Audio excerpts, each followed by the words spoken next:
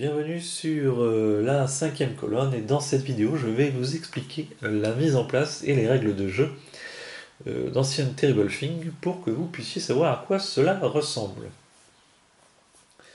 Pour la petite histoire du jeu, et bien tout simplement on a retrouvé un survivant d'une équipe d'explorateurs. Donc ce survivant a été interné et dans ses effets, eh bien, on a tout simplement retrouvé son journal de bord, son journal, où il narre voilà, ses aventures dans cette jungle, le long de cette rivière. Et cela donc nous a intéressé donc, puisqu'on va pouvoir partir sur ses traces pour y trouver des secrets, des artefacts, et puis devenir donc le plus riche en trésors, en secret donc dans ce jeu, tout simplement pour gagner la partie. Donc le but du jeu est bien tout simplement avoir le plus de points de victoire qui sont représentés tout simplement par ce petit icône qui sont des secrets, donc avoir le plus de nombre secrets en fin de partie, et celui qui aura le plus bien sera tout simplement désigné vainqueur du jeu. En début de partie, pour la mise en place, et bien tout simplement on y place le plateau, tous les paquets de cartes mélangés, tous les paquets de cartes, en tout cas le paquet de cartes exploit et le paquet de cartes swag, butin donc mélangés. Puis dans la règle de jeu, vous allez trouver une mise en place pour les cartes rencontres, comme ceci, qui va être différente selon le nombre de joueurs et la durée de la partie que vous voulez tout simplement jouer. Donc on ne jouera jamais avec la totalité des cartes rencontres. On fera toujours un mix de cartes vertes, donc, puis de cartes orange et enfin de cartes rouges, donc suivant le petit tableau que vous allez retrouver dans la règle de jeu. De même, ce petit tableau nous dit combien de petits jetons choses terribles, donc ces jetons avec des tentacules, on va devoir mettre en jeu. On va tout simplement présenter la totalité des jetons du jeu, les mélanger, et puis en choisir le nombre qui est précisé dans le tableau. Donc on les choisit au hasard et on les place. Donc par exemple, on va en choisir 6, et puis on va les placer de façon, donc les autres sont définitivement retirés du jeu, et ceux-là on va les retourner et les placer de façon chronologique le long de la petite carte ici sur le côté qui représente la rivière. Sachant que les petites tentacules comme ça couchées, là, la petite partie qu'on voit, compte pour 0, et puis voilà, ça c'est une tentacule, 2 tentacules, 3 tentacules. Donc on place ça en ordre chronologique, et donc ces jetons qu'on appelle des jetons Terrible Things, donc des jetons choses terribles, vont représenter des points négatifs qu'on va devoir soustraire à nos points de secret en fin de partie. Fin de partie qui arrivera, puisqu'on en parle, tout simplement si jamais il n'y a plus aucun jeton sur la carte sur le côté droite, ou s'il n'y aura plus aucune carte dans le deck de cartes, donc il va être bien sûr beaucoup plus petit puisqu'on y jouera avec une quinzaine de cartes maximum. Dès que le paquet de cartes est fini et qu'il n'y a plus aucune carte donc sur le plateau, eh bien la partie est immédiatement terminée. Pour la mise en place, on y placera en haut du jeu les réalisations, donc je vous reparlerai un petit peu plus tard en haut sur le plateau. On y place les 5 dés de base que tous les joueurs vont avoir à jouer. On choisit un scénario donc, qui est résumé sur cette carte, scénario 1 ou 2, qui sont le scénario 2 étant voilà, de couleur rouge, donc plus difficile que scénario 1. Ça va être des combinaisons de dés à faire, j'en reparlerai tout à l'heure. Et puis on va tout simplement sélectionner un de nos 4 aventuriers. Donc les aventuriers, je ne vous les ai pas présentés. On y retrouve le capitaine du bateau, peut-être le capitaine du précédent bateau, une journaliste en quête de scoop, un chercheur d'artefacts, et une héritière qui veut passer, qui s'embête un peu, donc qui a envie d'aventure. Donc c'est ces 4 personnages, puisque le jeu de base est prévu pour 1 à 4 joueurs, enfin pour 2 à 4 joueurs, que l'on va pouvoir donc incarner, sachant que les personnages n'ont aucune capacité ou caractéristique, donc ce sont tous les mêmes. La seule petite différence va être un objet de départ qui va être différent selon les joueurs. Donc ici on voit que la journaliste aura un pion courage, le prospecteur un jeton bleu qui s'appelle les jetons exploit, l'héritière un jeton de trésor, et puis le capitaine aura le jeton du premier joueur, tout simplement, puisque cette carte représente pendant la partie le premier joueur. Au tout début de la partie, c'est toujours le capitaine qui sera désigné premier joueur, si jamais il est en jeu. Et de plus, cette carte en fin de partie rapporte 1 point de secret. Donc chaque joueur choisit son personnage,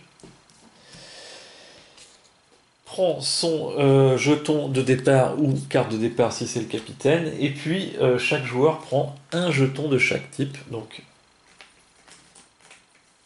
c'est-à-dire un jeton courage, trésor, exploit et focus, dont je ne vous ai pas encore parlé, qui va vous permettre de relancer les dés, on y viendra. Chacun prend un jeton de chaque type, donc plus son jeton bonus qu'il a le droit au début. Donc pour le capitaine, ça sera la carte. Sur le plateau de jeu, on y placera aussi une nouveauté donc, de la seconde édition, puisque dans la première édition, nous n'avons pas ce petit encart, qui définit donc le nombre de relances possibles dans la partie, j'y reviendrai après, mais on a le droit, en règle normale en tout cas, à 2 relances, pouvant être augmentées jusqu'à 3 avec certaines cartes, mais au début de la partie en tout cas on a le droit à 2 relances, donc on y place tout simplement ce petit jeton pour pouvoir suivre pendant la partie à combien de relances on en est. Et ici on viendra stocker donc les jetons, chose terrible, qu'on aura pendant la partie. Donc chacun prend son petite fiche de personnage avec ses jetons, prend son petit marqueur le représentant et le place sur le bateau. Ce marqueur, est bien tout simplement, c'est un marqueur, ça ne sert pas à grand chose, c'est le vainqueur du jeu aura droit à ce petit marqueur, il aura le droit au carnet, au journal donc de la personne qu'on a réussi à trouver, le survivant donc de l'ancienne équipe d'exploration. Ensuite, on placera donc les 5 dés verts qui sont les dés de base que tous les joueurs vont avoir le droit de jeter à leur tour de jeu. On y placera donc sur le côté aussi, bien sûr, tous les autres dés additionnels dont je vous reparlerai plus tard.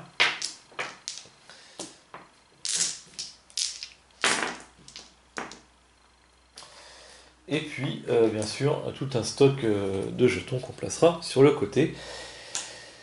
Ensuite, dernière chose, eh bien, chaque joueur prend une main de 3 cartes exploit qu'il va donc garder à ses côtés. Alors, que sont les cartes exploit? Parlons-en. Eh bien, ce sont tout simplement des cartes qui vont vous permettre de faire des actions pendant la partie.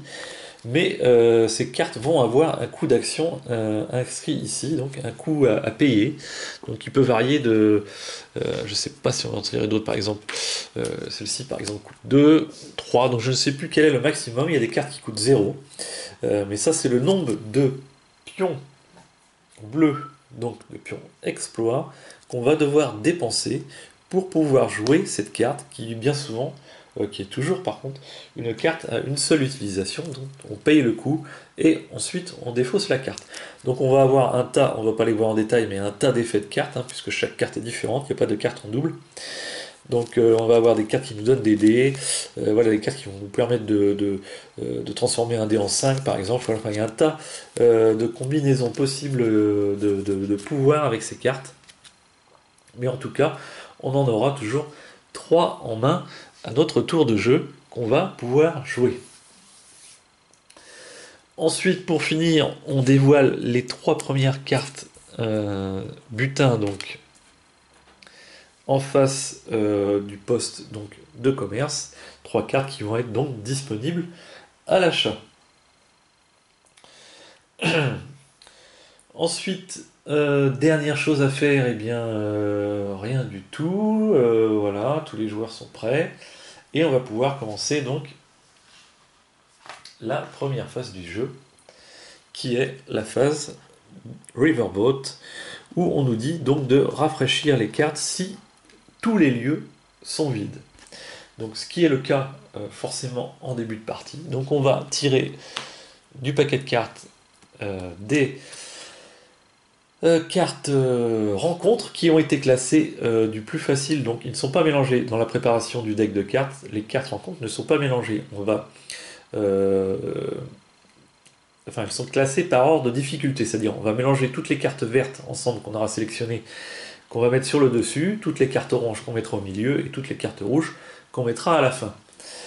On va donc ensuite, lors de cette phase de rafraîchissement, la phase Riverboat, et bien tout simplement prendre toutes les cartes une par une et les mettre par ordre chronologique, donc par lieu, les lieux sont numérotés. Donc 1, 2, 3, 4, 5, 6. Voilà la première phase de chaque manche donc du jeu, mais qui se fait uniquement donc s'il n'y a plus aucune carte sur le plateau. Ensuite, la deuxième phase, c'est la phase exploration. Et bien, le premier joueur, donc, qui dans ce cas-ci est le capitaine, va, d'ailleurs j'ai pas pris son pion pour le représenter, va tout simplement décider sur quel lieu il va aller pour tenter de surmonter une rencontre. Alors, on va rentrer dans le cœur du jeu, et donc je vais vous expliquer cela. On va déplacer donc le marqueur du joueur sur un lieu, donc sur un de ces 6 lieux qui sont Accurshed Shrine, Ghastly Gorge, Sinister Château, Yawning Chasm, Rusted Gunsloop et Crumble Ruin. Eh bien, on va se déplacer, donc on va positionner, donc dans ce cas-ci, le capitaine sur le lieu qu'il aura choisi lui-même pour essayer d'y gagner cette carte qui, par exemple, dans ce cas-ci, nous rapporterait 5 points de victoire si on arrive à la gagner. Le joueur, pour ça, pour choisir sur quel lieu il va aller, donc a plusieurs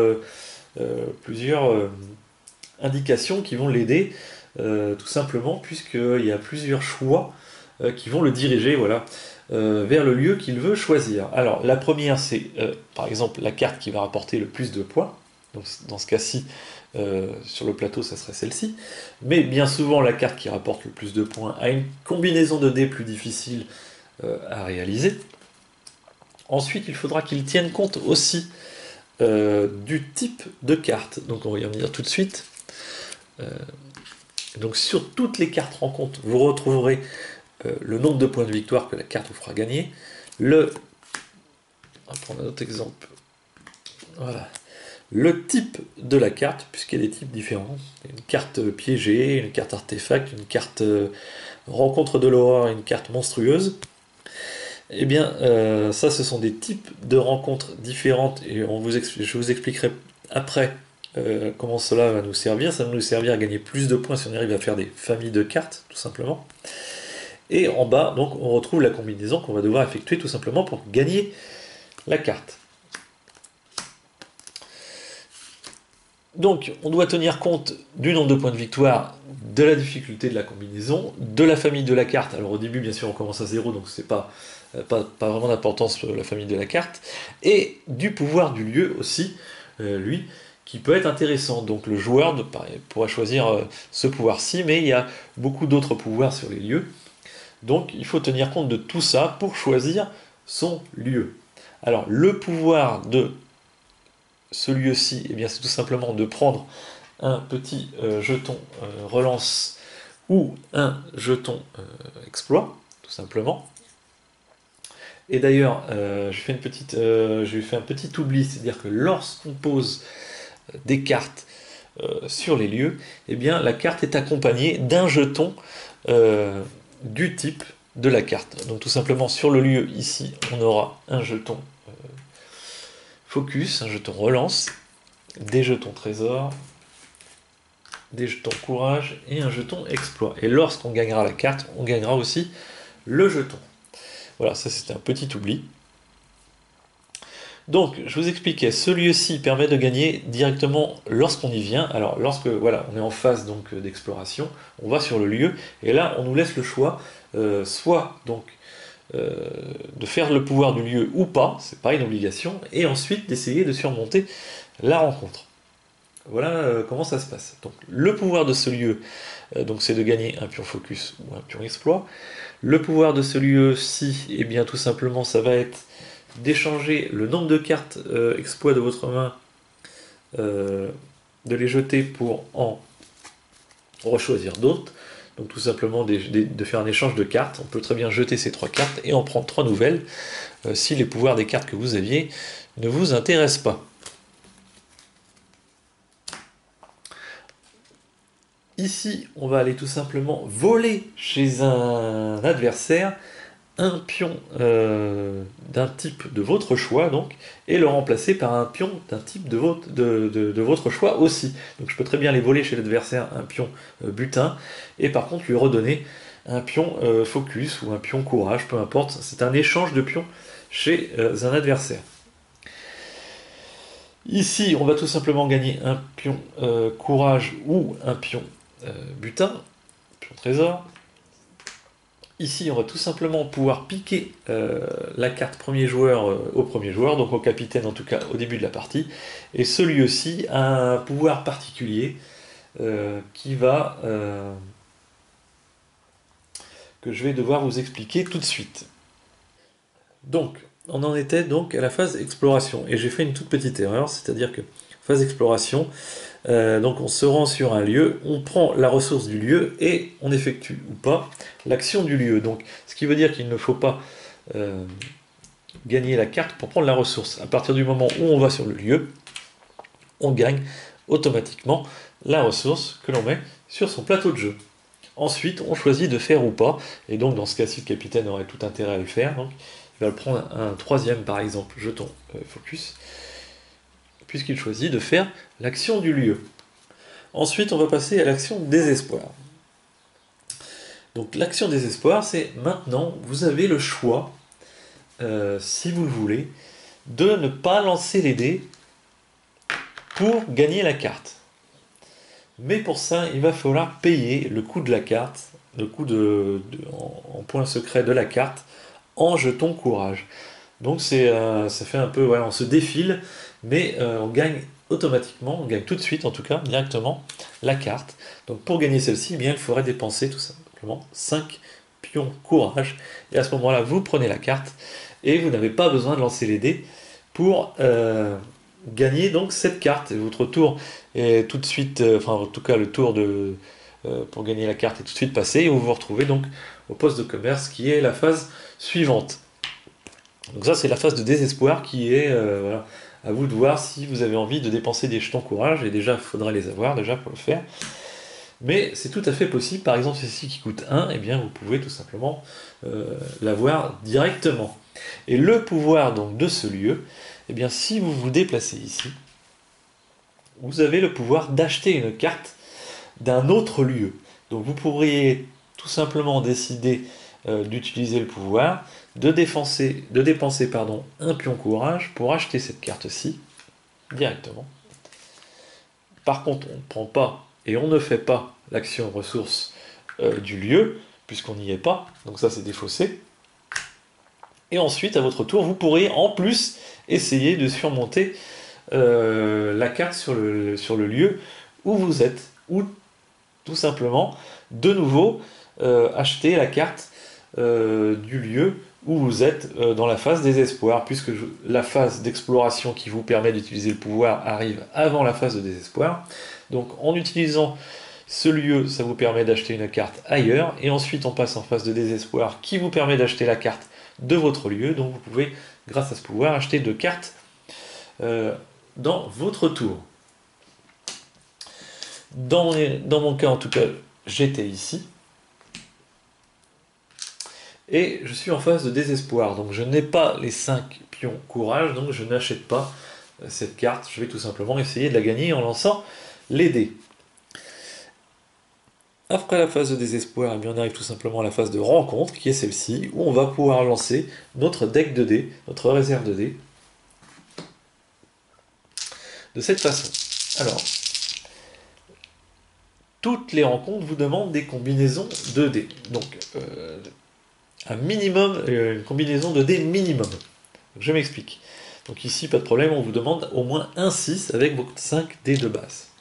C'est pour ça qu'à vaut 1, parce que c'est assez facile d'obtenir cette combinaison. Ici, on vous demande au minimum 3 dés identiques, donc de 1. Donc vous pouvez très bien avoir 3 dés de 2, 3 dés de 3. C'est toujours des combinaisons, sur toutes les cartes, ce sera toujours des combinaisons minimum. Donc là, minimum, une paire de 4, mais ça peut très bien être une paire de 5. Minimum 3 dés de 3, donc voilà. Et ici, minimum 4 dés supérieurs à 4. Donc vous pouvez très bien avoir un dé de 4, un dé de 6, un dé de 5. Voilà. Il faut avoir au minimum 4 dés qui sont supérieurs à 4. Tandis qu'ici, la combinaison minimum, c'est une suite qui fait 1, 2, 3, 4. Donc une suite de 4 dés. Mais vous pouvez très bien la faire avec une suite de 2, 3, 4, 5. Ça marcherait aussi, puisque les combinaisons, je vous le rappelle, sont toujours des combinaisons minimum. Donc en lançant vos dés, vous allez essayer d'obtenir la combinaison de la carte où vous êtes placé. Mais aussi, alors ça n'a pas très bien marché dans l'exemple que je vais vous donner, c'est dommage que j'ai choisi celui-ci, vous pouvez aussi dépenser vos dés avec la carte scénario pour gagner des jetons. Alors on va voir comment ça se passe, je vais vous expliquer ça tout de suite. Donc je vais faire ma première relance. Alors comme je vous l'ai expliqué au début de la partie, dans la mise en place, on a le droit à 2 relances. Donc premier lancer. Je dois obtenir 3 dés supérieurs à 4. 4 dés supérieurs à 4. J'en ai 3 déjà. C'est déjà pas mal. À partir de ce moment-là, j'ai le droit de faire 2 relances. Donc en tout, on peut faire à son tour de jeu 3 lancers. De base. Ça c'est la règle de base. 2 choix pour faire des relances. Vous avez le droit de faire une relance concentrée ou une relance non concentrée.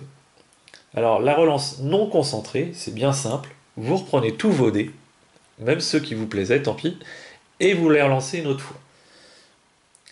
La relance concentrée, c'est tout simplement écarter les dés que vous ne voulez pas relancer. Et pour chaque dé que vous voulez relancer, eh bien vous allez devoir payer tout simplement un jeton focus. Donc si je voulais, dans ce cas-ci, relancer mes 2 dés, eh bien je devrais défausser 2 jetons focus. Alors imaginons que c'est ce que je vais faire, parce qu'à mon avis c'est ce que j'aurais fait. J'ai déjà 3 dés de bons, donc j'ai aucun intérêt de faire une relance non concentrée. J'ai trop de risque de perdre ces 3 dés bons. Donc je vais dépenser 2 pions focus pour pouvoir relancer ces 2 dés là. Et ça fera partie de ma première relance. Donc je vais pouvoir descendre mes petits jetons sur ma fiche de personnage. Et là, dès la deuxième relance, j'ai réussi ma combinaison.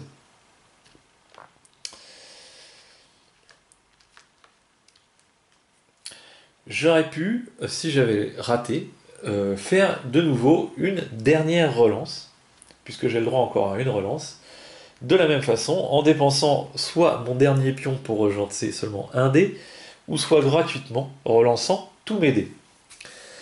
Maintenant que j'ai réussi cette combinaison, et ça va être pour toutes les combinaisons, donc dans mon cas de figure, ça va pas être très explicite, mais on va voir, mais en tout cas, je choisis les dés que je veux mettre ici, qui valident ma combinaison, et les dés restants, je vais pouvoir les utiliser sur la carte du scénario pour gagner des jetons bonus. Donc dans ce cas de figure, j'aurais validé 4 dés sur la carte de la rencontre, et le dernier dé, et bien tout simplement on voit que un dé de 4 ou supérieur me fait gagner un pion focus, donc j'aurais pris un pion de la réserve pour la mettre sur ma fiche de personnage. Si j'avais choisi une autre carte beaucoup plus facile, par exemple celle-ci, avec la même combinaison de dés, eh bien j'aurais pu mettre tout simplement ces deux dés là pour valider. Ah non, c'était une paire de. Pardon, c'était une paire de 4, donc il me faut une paire. Donc j'aurais pu mettre ces deux dés là pour valider, une paire de 6, voilà, puisqu'il fallait une paire de 4 au minimum. Et les dés qui me restent, eh bien, il aurait fallu que je regarde comment les valider donc sur ma carte de scénario. Donc on voit que j'ai une paire de 5 qui valide cette petite combinaison, qui m'aurait fait gagner donc 2 jetons exploit, et puis le 4 m'aurait fait gagner de la même façon un jeton focus. Si on avait 3 dés identiques, eh bien on pourrait gagner 3 jetons courage, et puis si on avait une suite de 3 dés, eh bien on gagne 3 jetons fortune. Dans le cas ici, si j'ai 4 dés identiques, eh bien ça me fait gagner un jeton de plus. À chaque dé identique me fait gagner un jeton de plus. Donc 5 dés identiques m'auraient fait gagner 5 jetons courage. La même chose pour la suite, si j'ai une suite de 5 dés, eh bien je gagne 5 jetons fortune. Donc plus la suite est longue, voilà, ou plus les dés sont identiques, plus on gagne de jetons courage ou fortune. Par contre ici, voilà, ce n'est que des paires, donc 2 paires m'auraient fait gagner bien sûr 4 des 4 jetons exploit. Voilà. J'espère que j'étais assez clair. Donc dans ce cas de figure, en tout cas, j'ai validé cette carte, et puis j'ai pris un jeton de la réserve. La carte, je la glisse tout simplement sur le côté de ma feuille de personnage, et cela finit mon tour. Mon petit perso est déplacé sur le poste de commerce, et on va pouvoir passer à la phase suivante. Alors, il y a une phase Terrible Thing qui n'arrive uniquement que si je n'ai pas réussi à surmonter la rencontre. Donc on va en parler tout de suite. Dans ce cas-ci de figure, la phase est tout simplement sautée puisque j'ai passé la rencontre. Si la rencontre, malheureusement, après mes 2 relances autorisées, eh bien, je l'ai ratée, voilà, je n'ai fait que 3 dés. J'ai tout simplement raté la rencontre qui me demandait d'avoir 4 dés supérieurs à carte après mes 2 relances sur mon plateau de joueur. Eh bien, j'ai raté cette rencontre.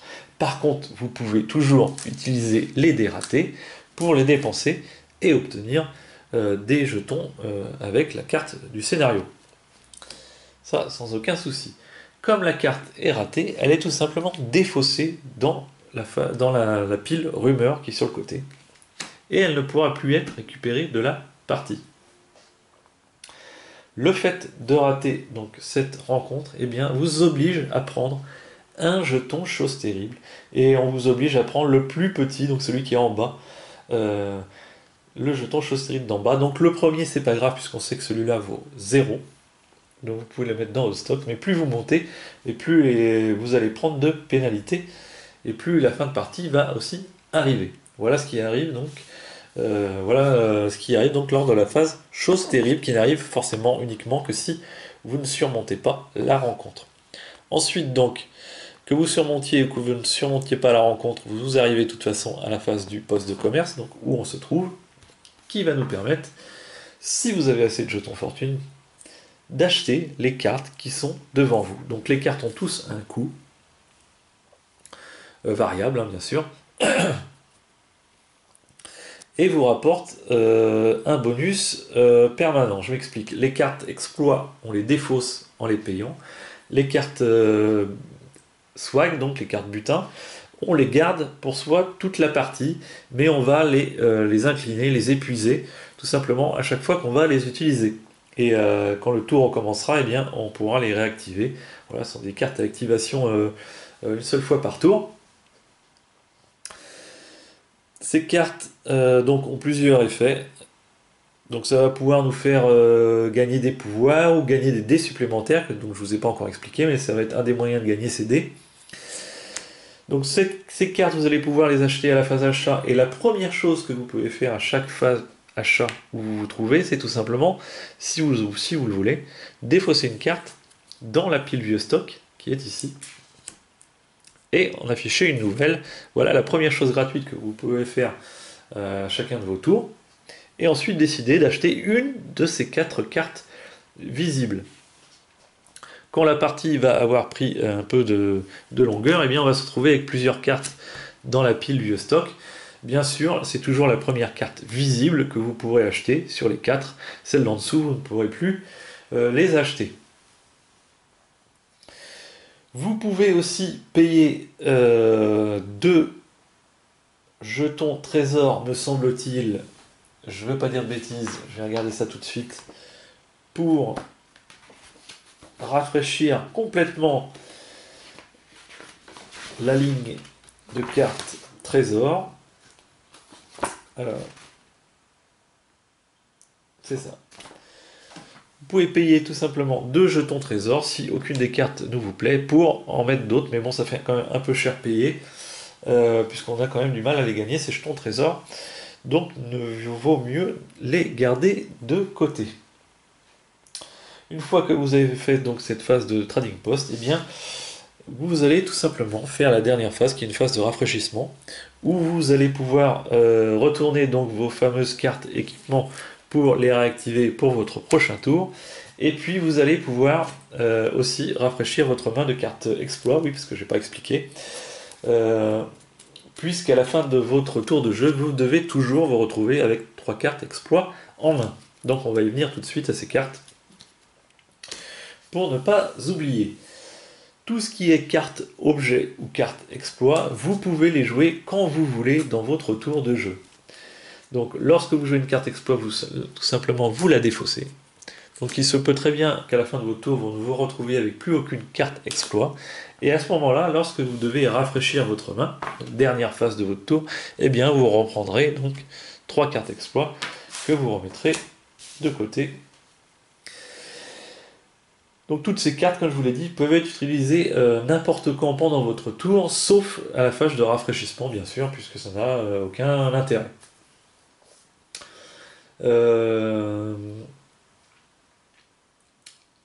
Voilà pour un tour de jeu de joueurs. Le premier, alors on va parler des réalisations. Le premier joueur qui réussit donc à avoir, comme je vous en avais parlé tout à l'heure, 3 cartes rencontres donc d'un type donné,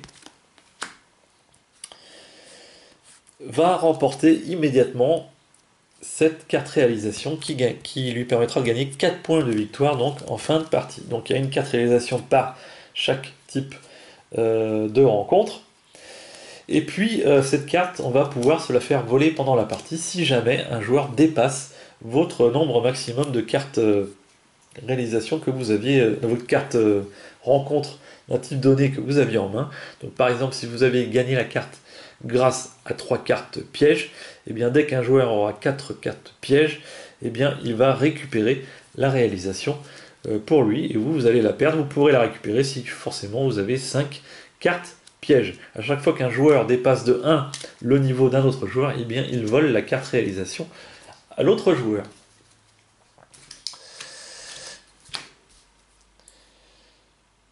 Voilà, en ce qui concerne toutes ces petites tours d'explication, tours de jeu.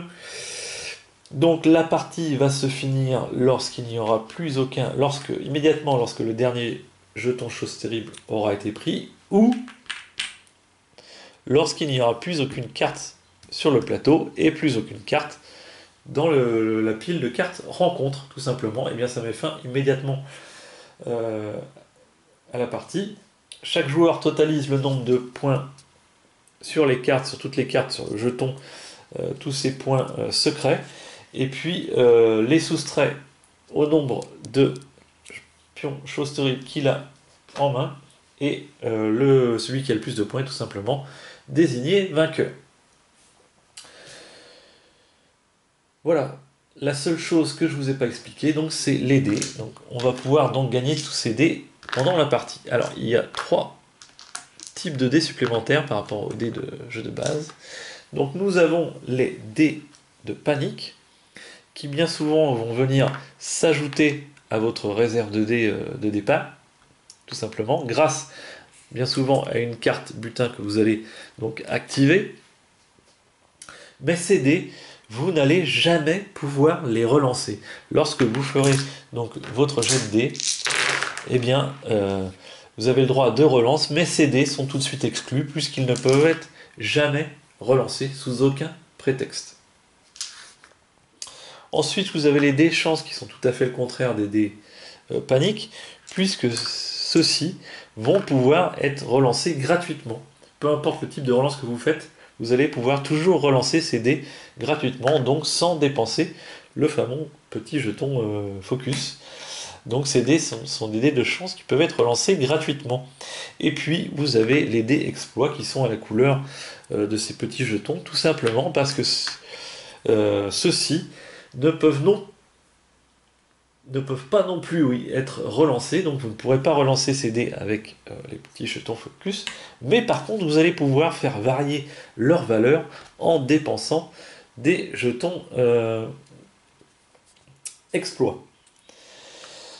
Donc vous allez pouvoir faire augmenter, et là je ne veux pas dire de bêtises, je regarde ça tout de suite.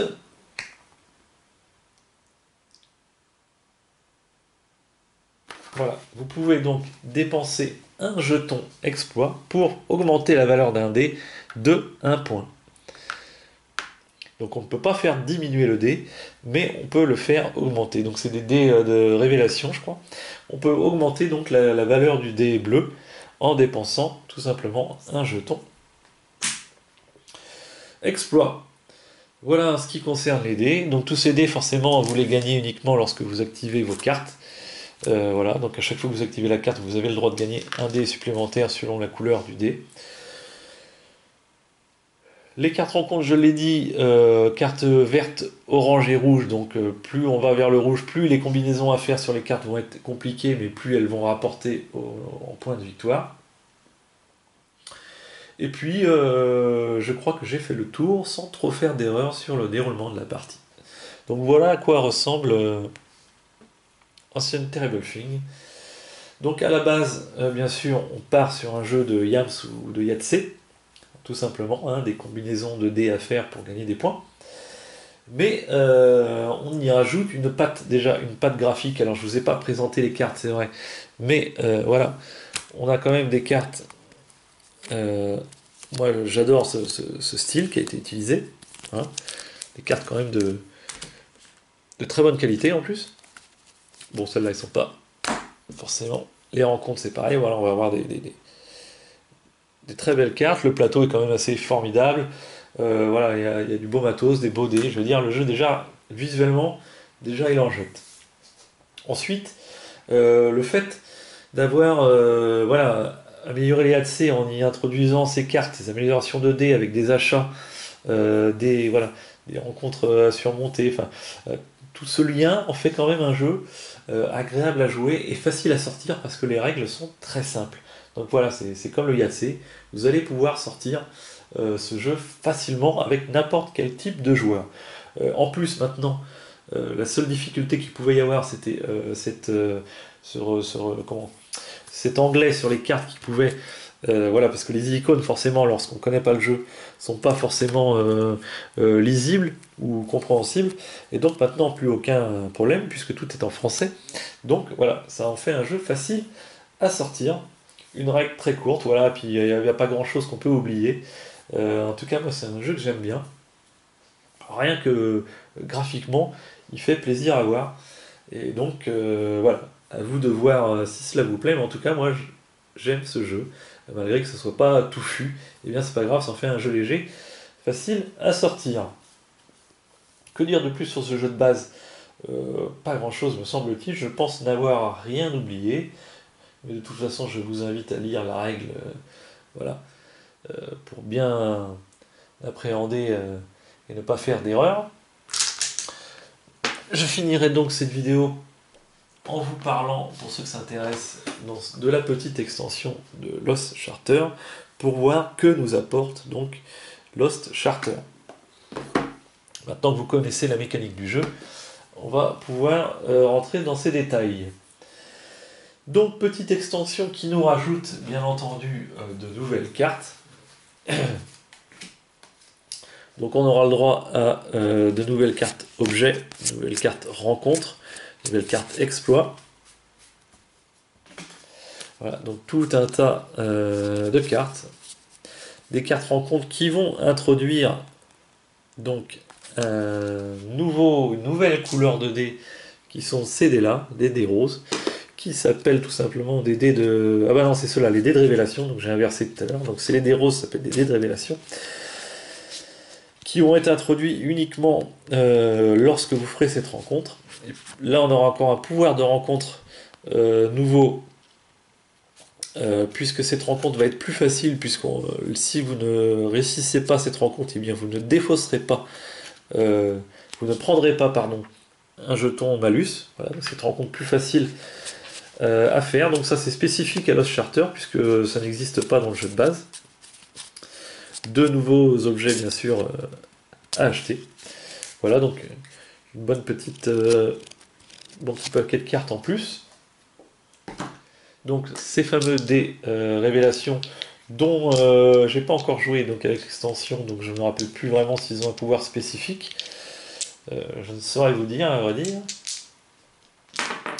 Ça va rajouter un nouveau personnage qui est la prophète, qui commence elle avec 2 points de victoire et qui permet de passer le jeu à 5 joueurs, puisque avec cette extension on pourra donc y jouer à 5 joueurs.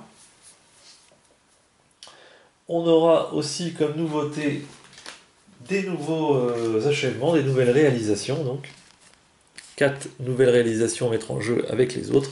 Donc on aura le triple combo qui va être gagné quand vous arriverez à jouer vos 3 cartes exploits dans votre tour de jeu, donc dans un seul tour. Eh bien vous pourrez gagner cet achèvement. Vous aurez le Single Mine qui va vous demander de faire une pile d'un type de jetons, donc sur votre fiche de personnage, une pile de 7 jetons. Donc dès que vous avez une pile de 7 jetons, oui c'est ça, dès que vous avez une pile de 7 jetons d'un type de jetons, et bien vous gagnez donc cet achèvement. Donc bien sûr, pour la voler, il faut faire une pile un peu plus grande. Vous avez cet achèvement-là qui vous demande d'avoir une carte donc de chaque type. Et puis la dernière qui vous demande de posséder au moins 4 cartes objets. Donc 4 cartes réalisations qui sont bienvenues. On aura aussi une petite nouveauté qui va être une obsession. Donc chaque joueur aura une obsession en début de partie qui va lui infliger la perte en fin de partie de 3 points, voilà, de malus, donc en fin de partie automatiquement si on n'arrive pas à se débarrasser de cette carte. Pour se débarrasser de cette carte, eh bien chaque personnage a une obsession qui n'est pas la même. Vous voyez ici les icônes sont différentes, donc qui vont être soumises à conditions. Si je prends celle-ci par exemple, celle du capitaine, eh bien vous allez pouvoir anticiper une rencontre. Je m'explique. Si un joueur, pendant la partie, rate une rencontre, si vous vous souvenez bien, la rencontre, normalement, part dans la pile rumeur. Et bien, à ce moment-là, si il a raté une rencontre qui correspond à votre obsession, ce qui est le cas du capitaine, voilà. Donc c'est une rencontre piège. Donc si un joueur rate une rencontre piège, eh bien vous allez pouvoir anticiper cette rencontre alors que ce n'est pas votre tour de jeu. Donc comment ça se passe? Donc voilà, on vous dit que si vous êtes sur la rivière, donc lorsque ce n'est pas votre tour de jeu, vous pouvez anticiper cette rencontre. Donc pour l'anticiper, eh bien tout simplement, vous replacez, donc le joueur a raté sa rencontre, lui part au poste de commerce, vous replacez la carte sur le lieu et vous vous y placez avant que ce soit votre tour de jeu. Donc lorsque ce sera votre tour de jeu, vous serez déjà sur le plateau et donc vous pourrez essayer de surmonter cette rencontre. Vous anticipez votre tour si vous voulez, vous réservez cette carte qui a été raté par un autre joueur. Si vous réussissez donc à surmonter cette rencontre, eh bien vous pourrez défausser votre carte obsession et donc ne plus avoir la pénalité de 2 ou 3 points selon les personnages. Voilà. En fin de partie. Donc chaque personnage a des pénalités, des obsessions différentes. Donc voilà comment marchent les obsessions.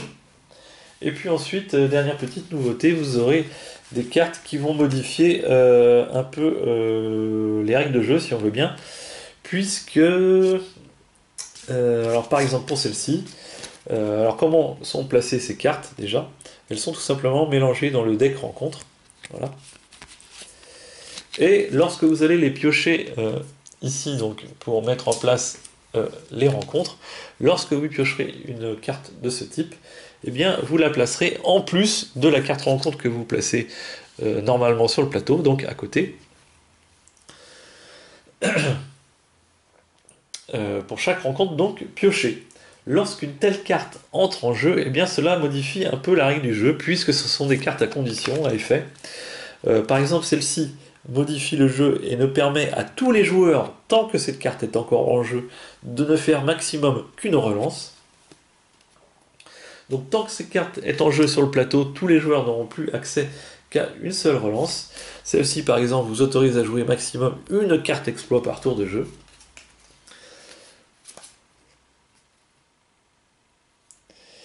Celle-ci vous empêche de prendre les jetons ressources qui étaient sur les lieux. Et puis la dernière, je me rappelle plus trop, donc je me rappelle plus trop de la dernière. Mais voilà, vous avez 4 cartes différentes voilà, qui vont modifier un peu l'effet du jeu. Alors comment se débarrasser de cette carte? Eh bien tout simplement, lorsque quelqu'un ira sur ce lieu et remportera la rencontre, eh bien on pourra défausser la carte, donc ce qui annulera l'effet, et puis la partie reprendra selon les règles habituelles. Autre nouveauté tout simplement, donc je vous ai dit qu'on pouvait jouer à 5 joueurs. Et puis on aura aussi donc une règle pour jouer en solo. Alors je peux pas trop vous en parler parce que je l'ai pas encore essayé. Mais on a une règle pour jouer en solitaire.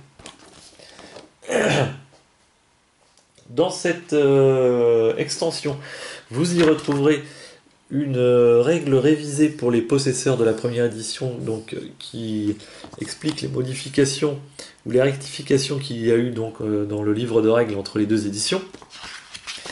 Vous y retrouverez aussi une carte qui ne servira uniquement qu'aux possesseurs de la première édition, puisque c'est tout simplement la carte qu'on va retrouver ici, qui est imprimée directement sur les plateaux de fiches de personnages dans la deuxième édition. Comme sur la première édition cela n'existait pas, eh bien on vous a donné une carte pour pouvoir la placer, donc cette piste de relance sur les plateaux de joueurs. Et la dernière chose donc de Lost Charter, c'est tout simplement qu'ils en ont fait une édition de voyage. Voilà, là je ne sais pas si on voit bien, mais on va pouvoir prendre uniquement cette petite boîte de jeu et l'emmener en vacances pour pouvoir jouer à Ancient Terrible Things sans donc le plateau de jeu et la grosse boîte qui l'accompagne. Donc comment faire? Et bien tout simplement, on y placera au centre de la table comme sur l'image que je vous ai montré, cette petite boîte pour pouvoir y jeter les dés. Et ensuite, tout autour, on va y mettre les decks de cartes et les lieux qui sont tout simplement maintenant représentés sur des cartes qu'on va placer donc à côté de la boîte pour pouvoir y placer nos pions personnages. Donc on y retrouve tous les lieux du plateau, le trading post, la petite expédition track où on y place les terrible tokens, et puis tous les lieux qu'il y a normalement, voilà, puis la carte piste de relance. Donc voilà, c'est un petit plus aussi de cette extension. Donc, ça nous permet d'embarquer uniquement cette petite boîte avec toutes les cartes dedans, les dés, et pouvoir y jouer comme ça, la sortir en vacances. Donc voilà en ce qui concerne l'extension. Est-ce que c'est indispensable? Moi je la trouve pas mal. Si on est amateur du jeu, rien que le fait d'avoir des nouvelles réalisations, des obsessions, des petites cartes qui changent un peu l'effet de jeu, un tas de nouvelles cartes avec des objets, un cinquième joueur si jamais on est 5, ça introduit des nouveaux dés. Je trouve quand même qu'ils ont fait un petit effort. Ouais. Voilà, je trouve que c'est quand même intéressant. Je trouve, voilà, après l'édition voyage, bon bah on s'en passe, hein. C'est pas, voilà, pas très intéressant, en tout cas pas pour moi. Mais je pense que cette extension est quand même très très intéressante. Voilà en tout cas pour la présentation d'Ancient Terrible Thing. Je vous rappelle que tous les fichiers, donc même Lost Charter, toutes les cartes et la règle de jeu ont été traduites. Vous retrouverez tous ces fichiers donc sur Board Game Geek. Et puis sur ce, voilà, après cette brève présentation, eh bien, je vous souhaite bon jeu et à une prochaine fois sur la cinquième colonne.